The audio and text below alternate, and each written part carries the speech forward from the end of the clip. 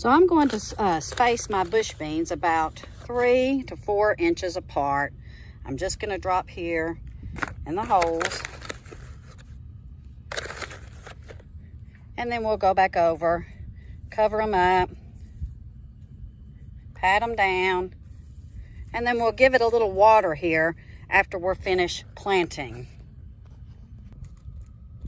So we did throw a little bit of the mycorrhizal fungi in here to coat each of the seeds, because this will help our garden bed guys feed the beneficial microbes, and it will give it a good, nice texture for this soil. Now, we did this with a cover crop last year, so it does look much better than it has in the past, but you can see we still got quite a bit of clay, and that mycorrhizal will help with that clay. So let's just push these down and in there, and then cover them up. Felt like I had an ant on me. And we're going to move on down the line and plant all of these rows.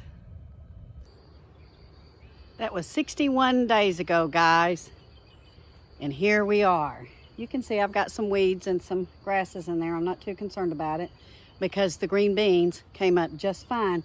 So we're going to get in there and see what we got.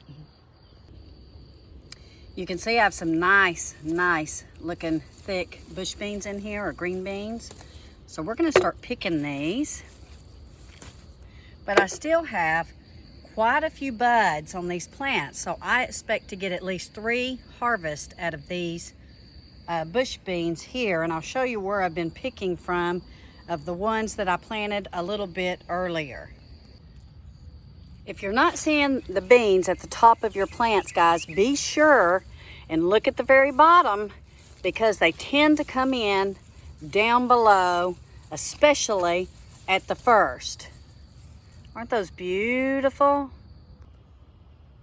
So this is one of my raised beds. I planted this one about 2 weeks prior to this one. So we have already harvested several times off these bush beans in here, and there's still beans to be picked in here. I'm very excited, guys, about our harvest this year, because we didn't get one last year and we didn't get one the year before, but we have 3 beds of bush beans or green beans, and that's going to give us quite a few to go ahead and be able to can up. So let's look at this one, and I'll show you what we still have left after harvesting already 2 times. There are still many beans in here to be had, my friends.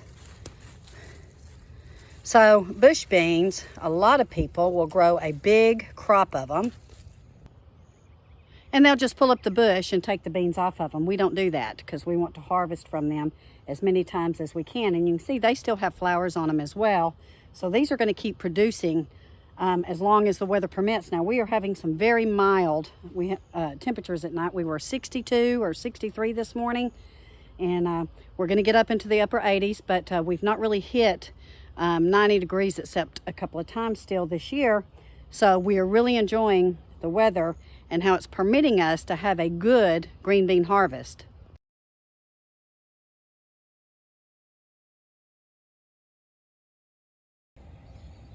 If I could give you one tip of advice, it would be to try to grow your bush beans in a raised bed.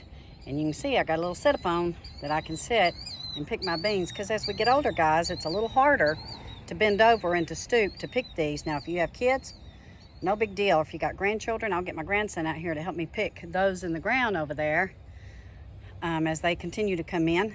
But yeah, that would be one of my main tips for you guys, is to plant in a raised bed where you can sit on something and pick your green beans. A couple of good companion plants I have in here is cilantro, marigolds, and some parsley, guys. This has helped fend off some of the insects that we struggle with because we do not use any commercial insecticides. We try to grow all organically in the regenerative method.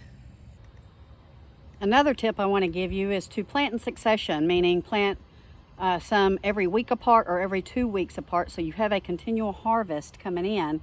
Because once this bed is exhausted, we have that one, and then I have another one up front that I'll show you. So another thing you may not realize is that bush beans, or green beans, are part of the Dirty Dozen. That means that they are some of the most contaminated vegetables you can buy. in the store, but due to insecticides and herbicides and all kinds of stuff that you may be eating if you're buying your green beans from the grocery store, or even canned green beans. So here is my other raised bed, and you can see it is full and is looking fantastic. Come down here. See those beans? They are ready to be picked. Looking through these, I'm gonna have to get out here and pick these, because to me, guys, the more I pick, the more they seem to go. I don't know if that's true or not, but that has been my experience, and the reason why is because as they are fruiting, as your plants are fruiting, they're exhausting a lot of their energy to keep those fruits going, and so when I pick them, they tend to start growing more. And you can see, again, down at the bottom, if you're not seeing any at the top, be sure and look down at the bottom. Now, what I've companion planted in here is okra. I have some okra seeds, or some okra plants coming up in the midst of these, because these green beans will be long gone by the time this okra comes to fruition. And so then I have some extra okra plants up here for us to harvest from. The rain, we've had kind of a rainy spring, and it has really helped us this year, guys. You can see these plants look gorgeous. Now, at the beginning of the video, you saw that when I seeded them, I did dust them with some mycorrhizal. I did that with these as well. And what that does is it helps create a good microbiome soil. Look at that, guys. Look at this. That is just some beautiful soil. And then I had a little bit of extra room in this raised bed. Look at that. I've got kale, chard, mustard greens, some cabbages that I'm not sure are going to come to fruition, but we hope that they do with the cooler temps sticking around.